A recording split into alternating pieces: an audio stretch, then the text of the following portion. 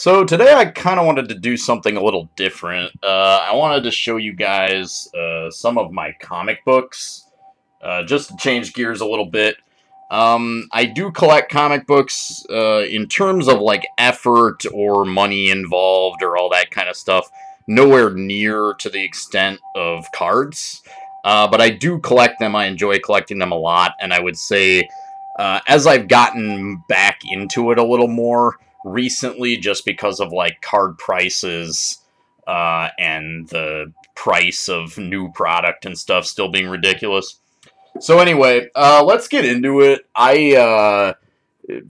Depending on kind of the response to this video, how many people watch it or what the response is like, I may or may not do this again. I could do other comic book videos, but, obviously if it's lukewarm reception and stuff like that, then maybe I'll just stay in my lane, right, and just stick to cards. But so let's start. I'm just grabbing these out of a box that I don't really have organized. Starting off with this one that I got recently, I think a couple years ago. So this is the X Lives of Wolverine. And actually, I got this one completely on a whim. I went to my local comic shop and I just saw it on a rack. And I grabbed it and kind of just bought it without really knowing about it. Because Wolverine in Japan, I was kind of interested in seeing a comic. Maybe I thought this was maybe a one-shot or something about Wolverine in Japan. Of course, that's part of his character if you know Wolverine. Alas, this is not actually a comic about Wolverine in Japan. It is just a variant cover. But so I was a little disappointed. I'm always pretty interested in depictions of Japan, particularly depictions of Japan in Western media interest me. So, but alas, like I said, this is not about Wolverine in Japan. It's just a cover, but it's still a cool cover. So hey, happy to have it in my collection. All right, let's see what else we got here. Okay, so this is another one that I got pretty recently. This is Batman number 108. And actually, heck if I know about this numbering at this point, right? So this is apparently Batman 108, but of course the numbering, I think this is like Batman Volume 3, number 108 at this point.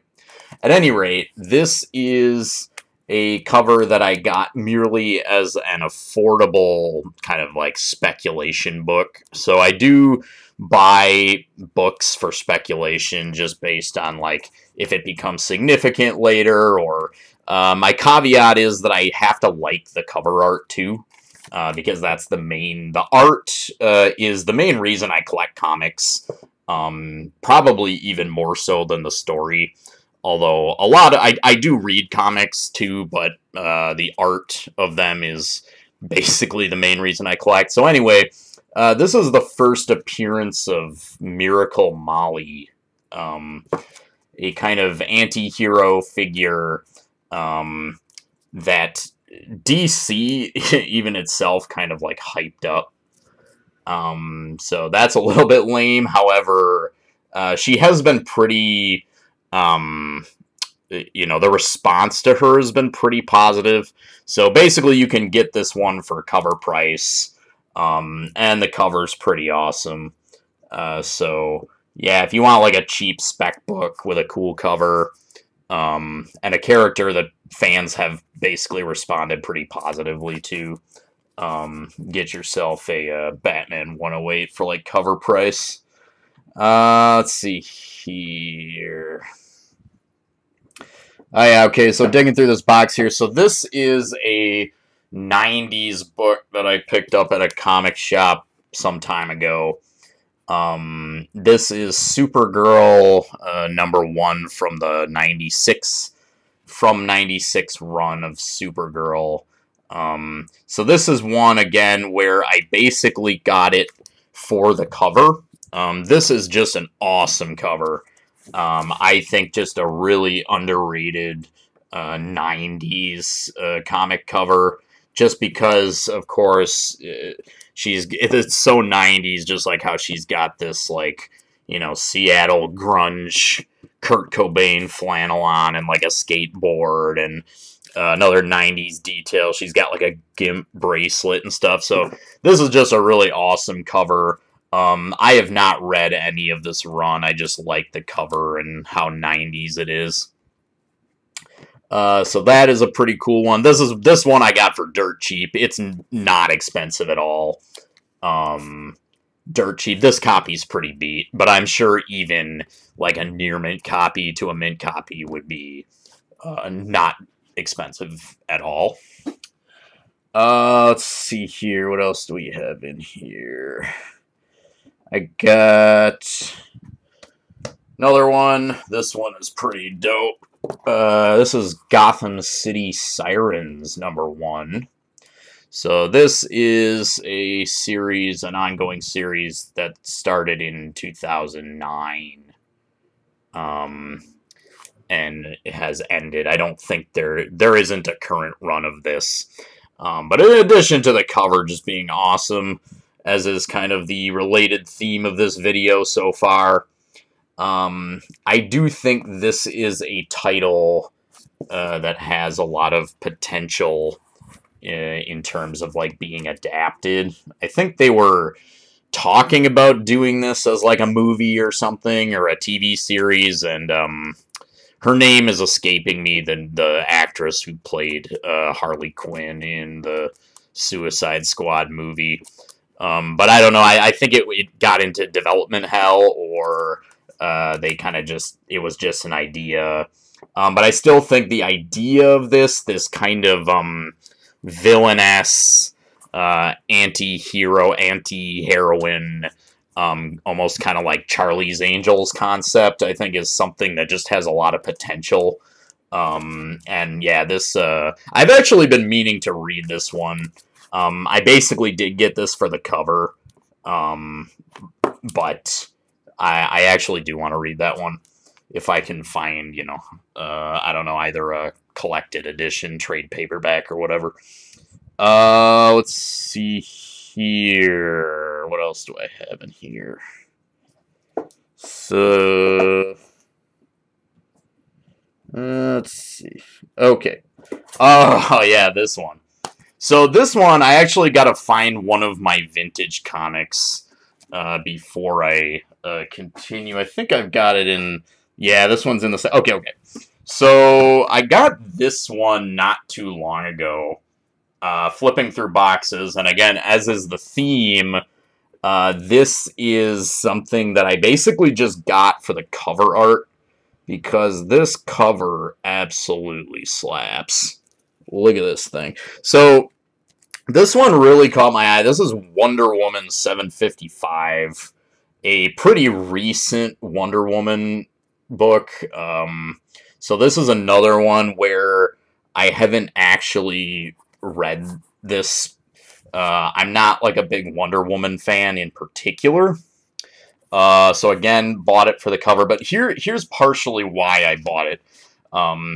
It made me think of some other comic book covers that have become really popular or kind of iconic, where basically the hero looks really like pathetic and defeated on the cover.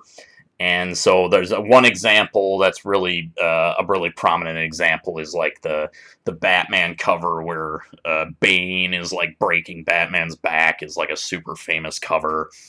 So I think like there's often interest in the covers where the hero, you know, looks really pathetic and defeated.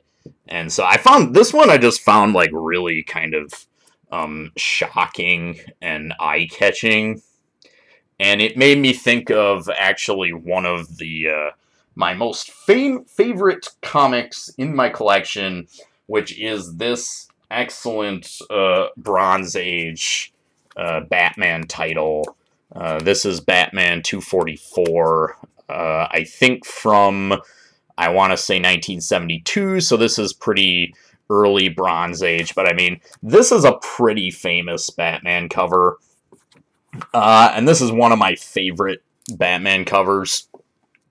So, of course, this is Ra's al Ghul and, you know, Batman in the same vein, right? It's like, so this is a pretty famous Batman cover, and it's, you know, Batman just looking absolutely, completely pathetic and defeated. Man, he doesn't even have his clothes on. So, awesome cover.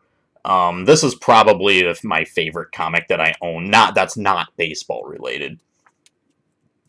So yeah, this kind of tradition of the heroes looking like really defeated on a cover, I think, is just like really eye-catching. And they do have a history of becoming kind of fan favorite covers. So yeah, I was just flipping through boxes and it just really caught my eye.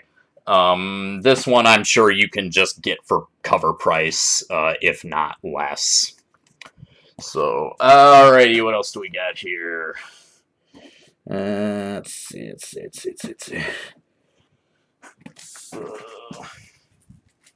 okay, yeah. So here's another one. This is actually a very cool series. And I actually heard that. Well, let me get it out. Okay, this is the Justice League Dark. And man, this cover is a freaking banger. Look at this thing. So Justice League Dark, the concept is basically, so this is number 1, this is the first print. I think the second print is actually rarer. But this is one that's gotten a little bit of, has gotten a little bit of attention recently, because apparently, like, J.J. Abrams, the director, is, like, basically lined up to, like, develop a Justice League Dark, like, series. So it's gotten, you know, a little bit of hype, I guess. But the concept of Justice League Dark is that it's, like, this special Justice League that deals with, like, arcane magic and sort of, like, dark, like, you know, demons and witchcraft and things like that. So there's, like, you know, it's like, there's a part early on where it's like, hey, Batman, stay home. Like, you can't handle this. So it's like, the regular Justice League ain't gonna cut it. You gotta have Justice League Dark for this, you know, arcane stuff. So anyway, but man, this is, this one, I think at this point, so this is from 2011. I don't think this one is going to come super cheap anymore. But I think you can probably get, you know, maybe a beat copy for $30, maybe, I think. So yeah, Justice League Dark. There were 2 runs of this is the original run from 2011, and then they also did another run that I think was from 2018. But I haven't read any of the 2018 run, although I'd like to. So, freaking awesome cover. And very cool story, too. So I think there's a reason this is being, you know, developed by a big-time director. Let's see here. What else we got? Okay. Speaking of TV series or whatever, I know I have not seen it, but I know recently there was a, like, I guess there's like a She-Hulk TV series out now. I have not seen it. You know, it's on Disney Plus, I suppose, because Disney owns Marvel. I don't have Disney Plus. But I like She-Hulk. She-Hulk has always been one of my favorite characters, because she's funny. So basically my 2 favorite comic book characters, well, 3, Batman, but then also She-Hulk and Deadpool. And the reason I like She-Hulk and Deadpool is because they're comedic, and they're kind of self-aware, and funny, right? Comedic, self-aware, kind of make fun of superheroes kind of thing. So, but of course, She-Hulk wasn't always that way.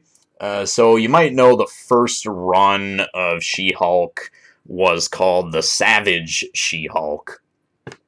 And She-Hulk was a little bit more like, well, basically just like a Hulk, right? Like she was, well, savage. So then that was a fairly short run. I think it lasted about 20 issues. And then they came out with, this is the second run, the second She-Hulk run, the Sensational She-Hulk.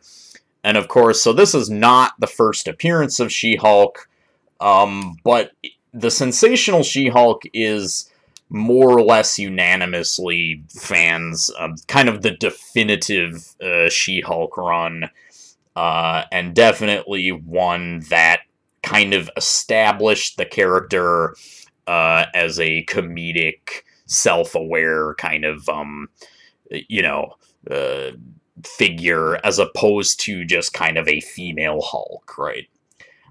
So yeah, I mean, this cover is a classic, and I think this one is underrated because it's not a first appearance, but it is, however, the #1 of kind of the character-defining run. So love this cover. You know, if you don't buy my book this time, I'm going to come to your house and rip up all your X-Men. So like I said, it's kind of, you know, fourth wall breaking and kind of humorous. So Sensational She-Hulk #1. I'm pretty sure these are still pretty affordable. I think so. I don't buy, so you can grade comic books. You get them slabbed up in a big thing. Personally, I do not collect graded comic books. So I generally go by the price of a book, kind of like just its condition in, you know, quote-unquote raw form, because that's how I collect them. However, I did check the data. A CGC 9.8, so for those of you who don't know, that's more or less like a PSA 10 for comic books. Of this this book in a CGC 9.8 was like, I think it's like around $200 or less. So I think for what this is, that is pretty cheap, and I think this one is still kind of underappreciated. Alright, what do we got here? Another, so now we're kind of moving on. We got a couple 90s here. Okay, so this is so I was talking about Deadpool. This is X-Force #2, which is the second appearance of Deadpool. Second ever appearance of Deadpool in comics, of course. The first appearance of Deadpool was New Mutants 98, which is an explosively expensive book that I will never own. As I said before, you know, I don't spend big money on comics. So I like ungraded. I don't care as much about condition, and I like bargains, and I like specs. So anyway, this is the second ever appearance of Deadpool. I guess you could say it's kind of like, you know, Deadpool's second year card. It's not his rookie, but it's, so X-Force 2, and then I also have X-Force 1, and basically, X-Force 1 does not have a Deadpool appearance. I don't really care. However, the reason I got this one is that, so this is still sealed in a poly bag, and it comes with a card. So, of course, being primarily a card guy, I like that it has a card included. And the card is Deadpool. So I guess you could say X-Force 1 to Deadpool, that's like Deadpool's rookie card. Like, literally. Obviously, that's kind of lame terminology, his rookie card, right? But I guess I could try to show to see if I can see it. But, okay, so a little bit of history, if you're not aware. So, one of the reasons this was polybagged, if you didn't know, actually, comics, so as you can see, it's a little bit, let's see if I can't get this out of the way here. So you got this, well, a little bit, you can see the Deadpool card there. So the reason this was polybagged partly was, if you didn't know, comic books around the same time as the junk wax era, they kind of started to go through their own junk wax era. That is to say, people started to become very interested in comic books as, like, investment pieces, or, you know, for speculation and future financial gain. So the major comic book publishers like Marvel and DC, they kind of did what the card companies did, where they basically printed way too many of them. So even though this is the second appearance of Deadpool, like, it's actually quite cheap. And part of the reason it's cheap is that it's part of this sort of comic junk wax era, where they printed way too many of the books. So there's no shortage of them. So one of the gimmicks was to polybag them, right? So they would put them in these bags and be like, okay, well, you'll probably buy 2 comics now because you want to read it, but then you want to get another one that you can keep in mint condition, right? So, you know, that was one of the gimmicks. Variant covers, which I actually do like. I know there are some purists who don't like variant covers, but I do like variant covers. But, you know, variant covers, or another thing they kind of tried to start doing was, because in comic books, first appearances or significant events are kind of drive the price of comics. They tried really hard to make, like, you know, they tried really hard to, you know, make significant events, or kind of like artificially, just for like value and hype purposes. So of course, probably the most infamous example of that is like the Death of Superman story, where everyone thought the Death of Superman was going to be like a super valuable comic, but of course they printed like 9 million of them. Let's just keep moving on. So we're going back a little bit. These are 80s, I think, early 80s. So these are a couple of Supergirl covers that I just think are cool. Especially this one, man. This is an awesome cover. And I mean,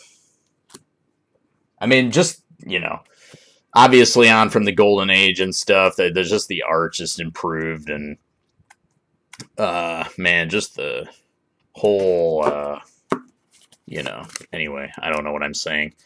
I'm distracted by legs everywhere, you know. Me talking about the, like, artistry, it's kind of like saying you know, read Playboy for the articles, I guess.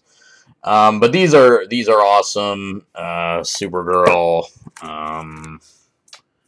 see here. Oh yeah, another character I collect is Dr. Doom, and so here's a couple Dr. Doom comics from the box. Now, I like Dr. Doom. I'm not, like, overly, you know, in love with the comic book character or anything.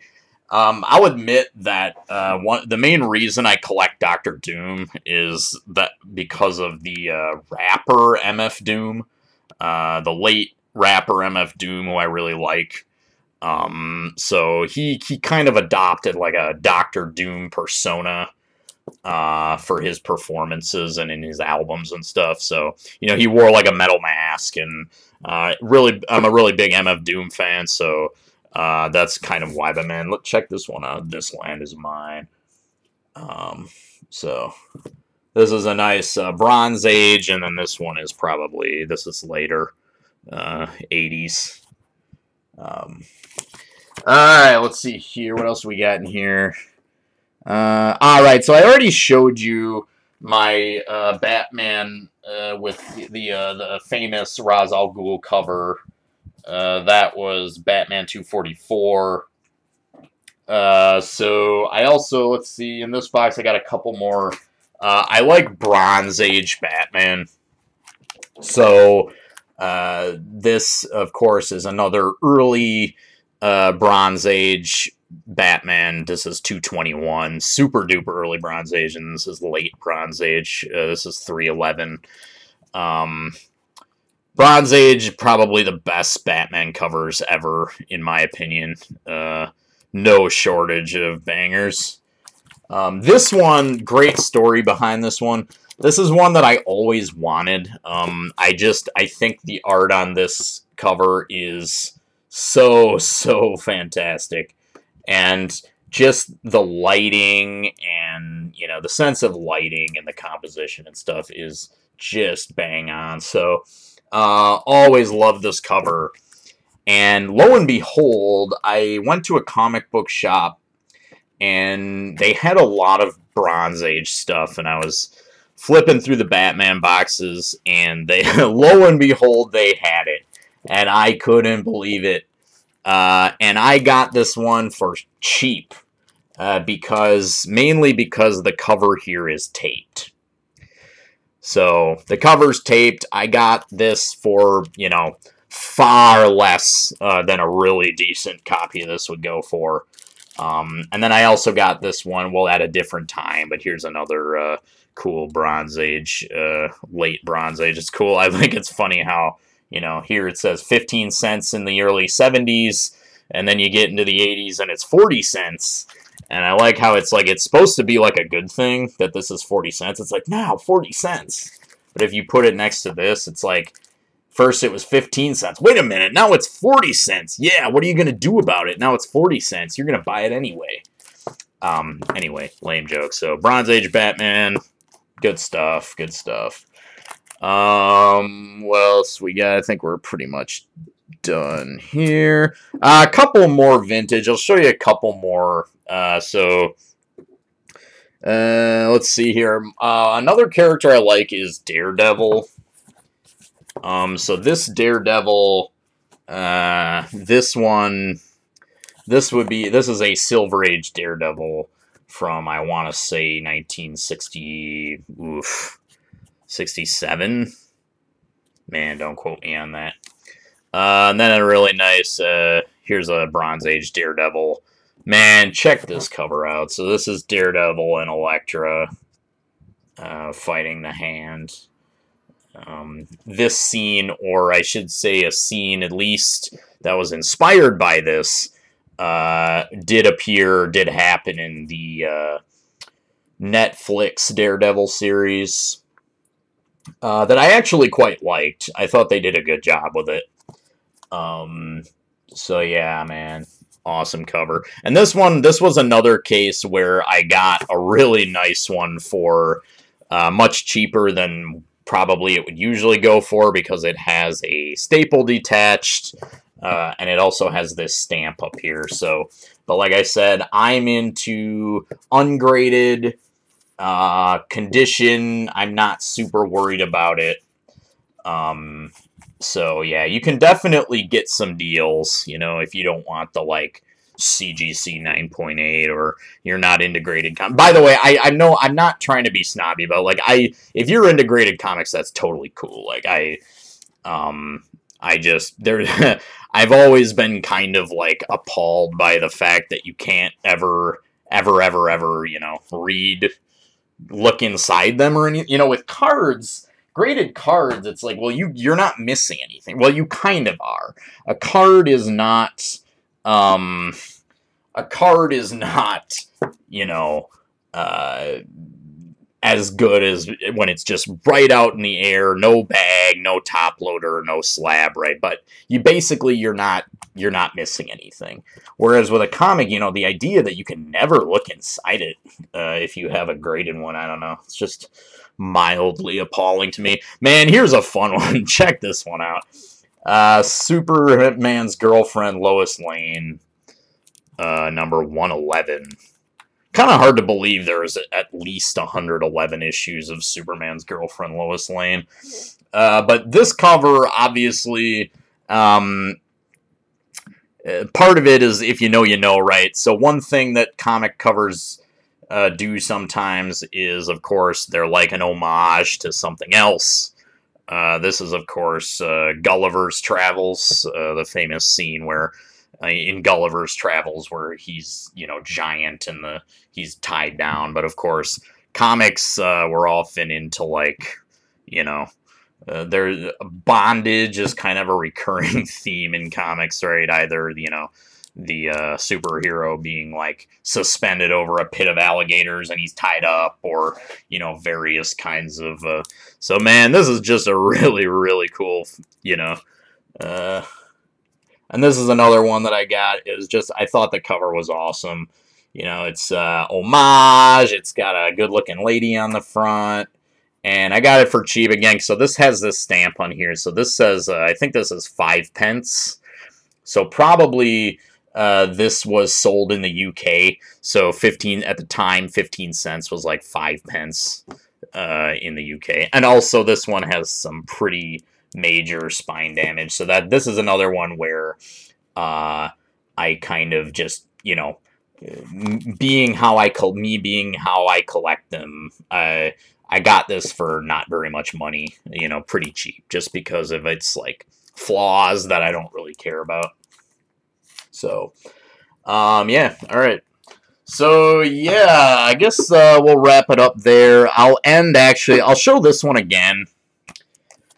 This one I have shown on my channel before. This is World's Finest, number 89. I think this is from 1958. And this is either, I don't recall, this is either super, super late Golden Age or super, super early Silver Age. It's one of those two, and I don't really remember. But the reason, you know, generally I stay away from, like, Golden Age comics, partly just because, you know, Golden Age books are expensive, in general, even the beat ones, and then also, because watching this video, if you're still sticking with me, you kind of come to understand that I really like, comic book art, and for me, the Golden Age books, they're not, the art really isn't quite as, nice, you know what I mean, like, it's a little more stiff, and the sort of the command of anatomy, lighting, you know, all that kind of stuff is not quite as good. So they're not, for me personally, they're not quite as, you know, I like Golden Age art. It definitely has its own charm, and it's very unique and classic and stuff, but, for me, yeah, so for those reasons, I kind of stay away from, like, Golden Age and, like, early Silver Age. But I got this one because of the Mickey Mantle advertisement on the back. I have shown this one on my channel before, so if you want to see more of this or hear me talk about this Mickey Mantle ad, go find that one and check it out. Alright guys, well that's all. Long video here. If you stuck with me, thanks, and as always, thanks for watching. Peace.